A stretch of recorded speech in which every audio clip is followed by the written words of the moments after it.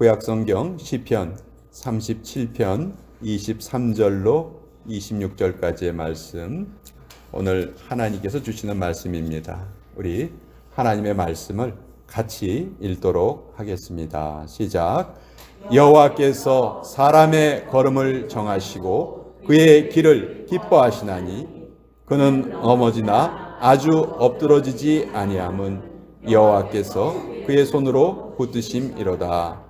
내가 어려서부터 늙기까지 의인이 버림을 당하거나 그의 자손이 걸식함을 보지 못하였도다. 그는 종일토록 은혜를 베풀고 꾸어주니 그의 자손이 복을 받는도다. 하나님의 말씀입니다. 아멘. 자, 이 시간 잠깐 기도하겠습니다. 주께서 오신 이 날, 구원의 날이고 생명의 날인 이 날, 예수님의 탄생을 축하하기 위해 우리 한자리에 모여 있습니다. 가장 기쁜 메시지를 우리에게 허락하여 주시고 주께서 오시는 그날까지 잘 간직하게 하여 주시옵소서. 성령께서 도우셔서 우리의 마음밭에 떨어지는 모든 씨앗이 풍성히 열매 맺게 하여 주시옵소서. 예수님의 이름으로 기도합니다. 아멘. 자, 오늘 2022년 마지막 주일, 쉬운 두 번째 주일인데요. 올 한 해를 보내시면서 여러분들 지금까지 어떤 느낌이 드셨습니까? 우리 모두의 상황이 달랐기 때문에 여러분들께서 느끼시는 감정 또한 다 다르셨을 것입니다. 굴곡도 있으셨을 것이고 힘든 일도 있으셨을 것이고 또 좋은 일, 기쁜 일도 많이 있으셨을 것입니다. 어쨌든 오늘 우리는 이 자리에 나와서 예배를 드리고 있습니다. 이것만 해도 얼마나 큰 은혜인지 모릅니다. 몸이 아프다면 이 자리에 있기가 어렵겠죠. 집안에 어떤 비상사태가 있어도 이 자리에 있지 못할 것입니다. 우리가 이곳에 있다는 것은 몸도 아프지 않고 또 비상사태도 없다는 것이죠. 우리 그것에 대해서 감사하십시다. 한 해 동안 정말 열심히 생활하시고 열심히 사시느라고 수고 많으셨어요. 우리 옆에 분들에게 축복 한번 해주셨으면 좋겠습니다. 수고 많으셨습니다.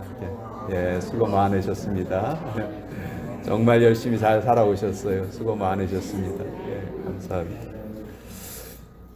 그렇지만 제일 수고하신 분이 누구예요? 바로 우리 하나님이십니다. 졸지도 않으시고 주무시지도 않으시고 우리를 돌봐주셨어요. 그래서 그 은혜로 우리가 이 자리에 지금 와 있는 것입니다. 아니, 나는 내 힘으로 내 뜻대로 살아왔는데 무슨 그런 소리냐? 이런 말은 불신자들이나 하는 말이고, 정직한 성도라면 정말 하나님의 은혜를 모른 척 할 수가 없겠죠. 자, 오늘 주신 말씀을 통해서 하나님께서 오늘 우리에게 주시고자 하는 말씀이 무엇인가 함께 깨닫는 시간이 되기를 바랍니다. 성경은 우리에게 분명하게 말씀해 주세요. 여호와께서 사람의 걸음을 정하시고 그 길을 기뻐하신다. 하나님께서 이렇게 말씀하시거든요. 이 걸음을 정하셨다 하는 게 좀 은유적인 표현인데요. 실제의 뜻은 우리 인생에 일어나는 모든 일을 하나님께서 미리 다 결정해 주셨다 하는 그런 말씀이죠.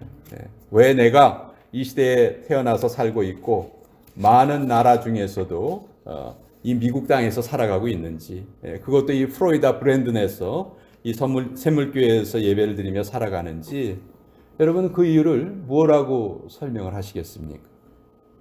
아, 몰라. 그건 내 팔자야. 그렇게 대답하시겠어요? 그렇지 않죠. 성경은 이렇게 말씀하세요. 여호와께서 우리의 걸음을 정하셨다. 이곳에 있는 것이 다 하나님의 뜻이라는 것이죠. 여러분, 우리가 언제 이 땅을 떠나서 하나님 나라로 돌아갈까요? 그것도 하나님께서 정하시는 거예요. 그래서 우리 조상들은 이 진리를 알고 그런 말을 많이 했어요.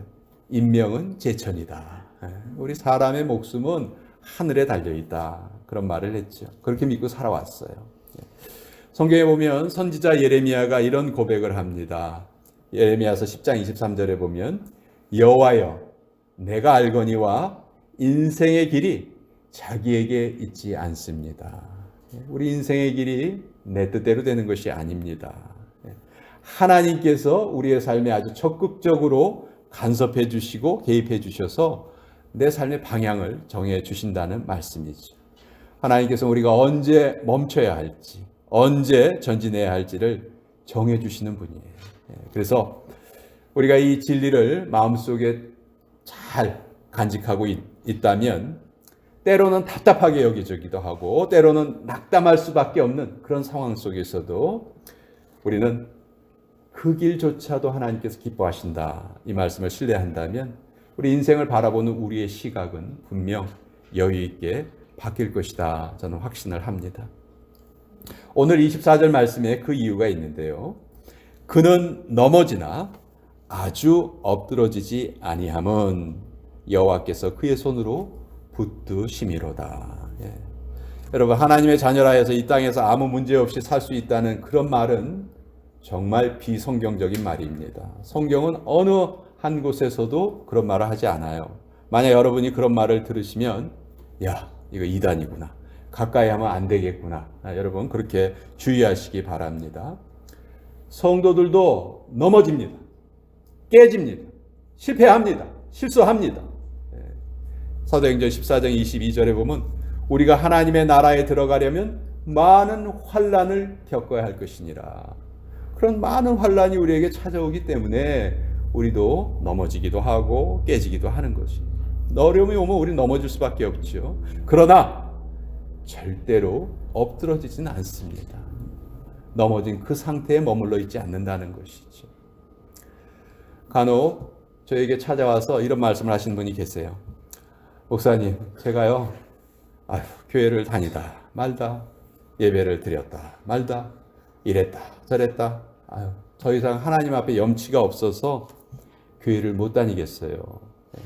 이런 말씀 하시는 분들이 계시는데, 이런 분들은 염치 찾다가 천국을 잃어버리시는 분이세요.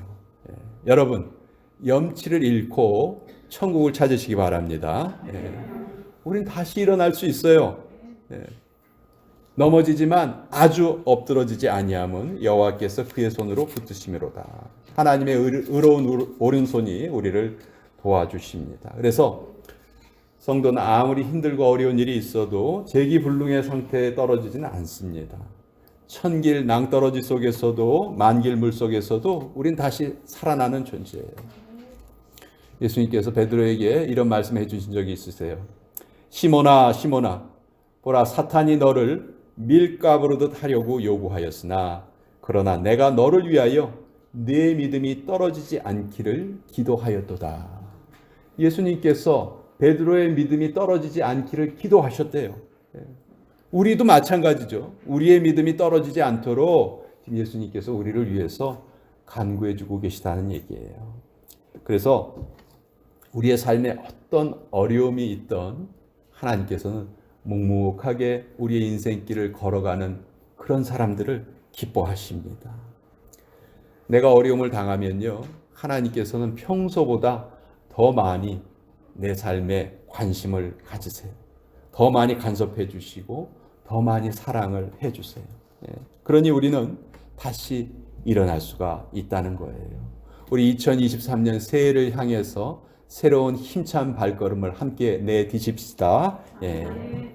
그래서 우리 새해를 맞이하면서 우리 또 마음속에 간직해야 될 말씀을 하나님께서 주셨는데, 오늘 본문 25절 말씀이에요. 내가 어려서부터 늙기까지 의인이 버림을 당하거나 그 자손이 걸식함을 보지 못하였도다. 자, 이 시편은 다윗의 시편인데, 다윗이 어려서부터 자기가 노인이 될 때까지 어떤 한 가지 사실을 분명하게 목격했다는 거예요. 자기의 인생을 길게 보고 넓게 보았더니 무릎을 탁 칠 만한 그런 해답을 찾았다는 거예요. 하나님께서 특별하게 관리하시는 사람들을 봤어요. 그 사람들이 누구냐? 바로 의인들이었어요. 하나님과 잘 통하는 사람, 하나님 앞에 무릎 꿇는 사람, 바로 그 사람들이 의인들이죠.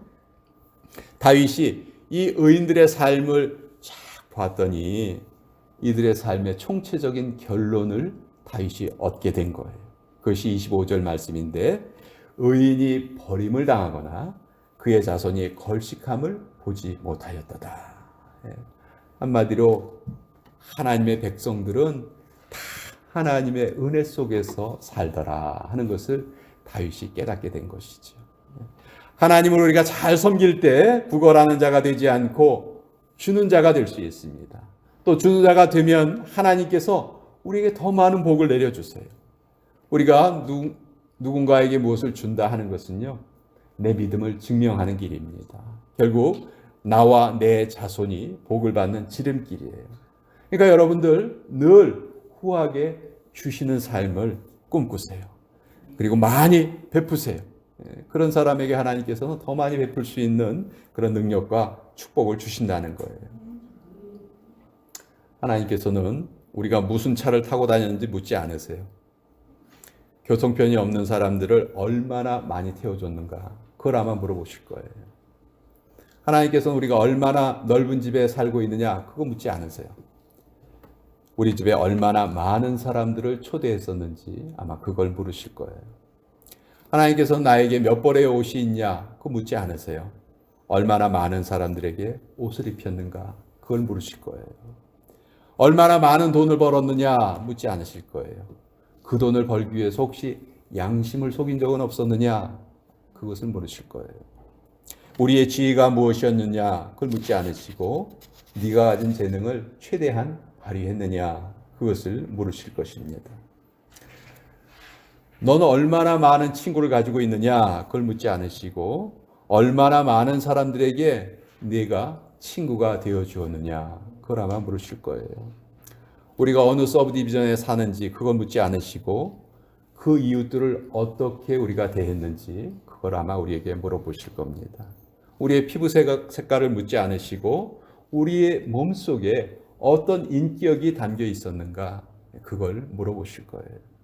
여러분, 우리는 이 질문에 정말 정직하게 대답해야 됩니다. 어떻게 보면 이 질문에 대답하기 위해서 우리는 살아가고 있다고 볼 수가 있죠. 여러분, 자녀들이 복받기 원하십니까? 자녀들 복받기 원하세요? 네. 안 그런 분들 한 분도 안 계실 거예요. 그렇죠? 예. 그렇다면 그들을 위해서라도 우리는 베풀어야 돼요. 이 말씀이 진리라고 믿고 계신다면 베푸셔야 됩니다. 돈으로만 베풀 수 있다, 그건 착각이에요. 돈으로만 베풀 수 있는 거 아니에요. 반가운 표정, 따뜻한 말 한마디, 한번 스쳐가는 눈길로도 우리는 얼마든지 타인에게 베풀 수 있거든요. 또 우리가 그것을 받아들일 줄도 알아야 돼요. 누가 나한테 인사하려고 하는데 눈을 싹 피해버린다든지, 상대방이 얼마나 무안하겠어요. 우리 교회 안에서는 절대로 이런 일이 있어서는 안 될 것입니다. 여러분, 우리가 가는 곳은 어디예요? 천국이에요. 천국. 그러나 천국에서의 상급은 다 달라요. 저와 여러분의 상급이 다르고 여러분들 각자 다 상급이 다릅니다. 그런데 신기하게도 천국에서의 상급은 그곳에서는 쌓을 수 없어요. 오직 우리가 이 땅에 있을 때만 천국에서의 상급을 쌓아갈 수가 있습니다. 우리 인류 역사에 절세 가인도 많았고 영우호걸도 많았어요. 그렇지만 그들의 영광은 풀의 꽃과 같이 모두 다 땅에 떨어지고 말았습니다. 오직 우리 하나님의 백성들이 받을 영광만이 영원토록 지속된다. 성경은 우리에게 그렇게 말씀하고 계세요. 하나님께서 우리를 도와주시고 우리의 인생길을 기뻐하신다. 분명히 말씀을 통해서 약속해 주셨어요. 여러분, 우리 2023년도에 우리 마음속에 좀 더 큰 은혜의 그릇들을 준비하십시다. 그리고 준비한 그 그릇에 차고 넘치도록 은혜를 담으십시다. 단 한 방울도 흘리지 마십시다. 기도하겠습니다. 아버지 하나님, 2022년 마지막 52번째 주일을 맞이하며 올해까지 부어주신 하나님의 은혜에 다시 한번 깊이 감사하고 새겨봅니다. 우리의 인생길을 정하시고 또 그 길을 기뻐하신다는 이 말씀에 다시 한번 우리는 일어설 수 있는 힘을 얻었습니다. 우리는 넘어지기는 하지만 절대로 엎드러지지 않는 존재라는 것도 다시 한번 깨닫게 되었습니다. 아버지, 밝아오는 새해 정말 큰 소망으로 맞이할 수 있도록 우리를 도와주시고 이 교회를 도와주시고 우리의 귀한 자녀들이 계속 주님 앞에서 복받는 삶을 살아갈 수 있도록 도와주시옵소서. 예수님의 이름으로 기도합니다. 아멘.